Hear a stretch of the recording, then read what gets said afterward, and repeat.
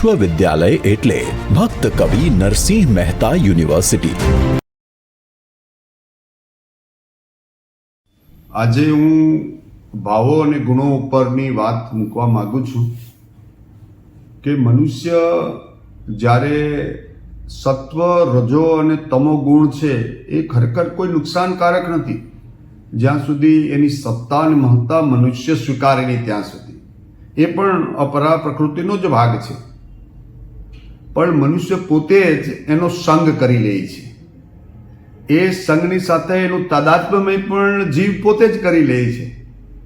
અને એને કારણે એ ગુણોને કારણે એના મનની અંદર ભાવો પ્રગટ થાય છે અને આ ભાવોને કારણે જે નિષિદ્ધ કર્મ છે, ન કરવું જોઈએ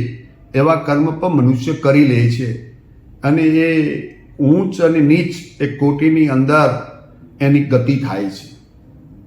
એટલે જ્યારે માણસની ગતિ અને વૃત્તિ થવા માટેના કારણોમાં એ મનુષ્યના ગુણો છે એના કરતાં એ ગુણોની મહત્તા અને સત્તા જે આપણે સ્વીકાર કરી લઈએ છીએ એને કારણે આપણી ગતિ એ દુર્ગતિ અને સદગતિ એ મનુષ્યની થાય છે. મનુષ્ય સ્વતંત્ર છે કે આ ગુણોનો કયો સ્વીકાર કરવો અને કયા ગુણો સાથે તાદાત્મ્યમય સંગ કરવો. જો મનુષ્ય પોતે જ એનો સંગ કરે છે તો છોડવાની જવાબદારી પણ ઈશ્વર એને જ આપે છે કે તું સ્વતંત્ર છે, સ્વાધીન છે,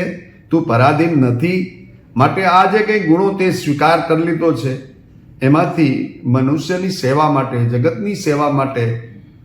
કર્તવ્ય કર્મ તું ઠીકથી કર અને જે વિહિત કર્મ તારા માટે છે, જે કરવા યોગ્ય છે, જે તારો સ્વભાવ છે એ તારે કરવું જોઈએ. અને આ જે સંબંધ જે છે તારો એની સાથેનો એ તારે વિચ્છેદ કરવો જોઈએ.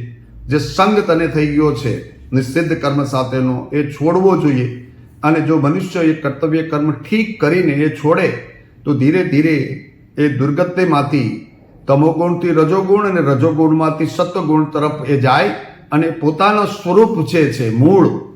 એના તરફ એની સ્મૃતિ થવા માંડે અને પછી એને એ મન એ જે કંઈ કરે એ ભક્તિ માર્ગનો હોય તો શ્રદ્ધાને એ પ્રાધાન્ય આપે, એ જ્ઞાન માર્ગી હોય તો એ વિવેકને પ્રાધાન્ય આપે અને જો એ માનો કે એ કર્મયોગી હોય તો એ પોતાના કર્તવ્ય કર્મને ઠીક માને ને કંઈ લેવાની ઈચ્છા એનામાં ફળની ઈચ્છા ન રહે તો મને લાગે કે એ મનુષ્ય શ્રેષ્ઠ તરફ એ ગતિથી અને મનુષ્યનો જે દુર્લભ અવતાર છે જેનું પોતાનું કલ્યાણ પોતાના હાથમાં છે એની સ્ફૂર્ણા પણ એનો બોધ પણ એ મનુષ્યને આ સંગ ન કરવાથી એ થઈ જાય છે.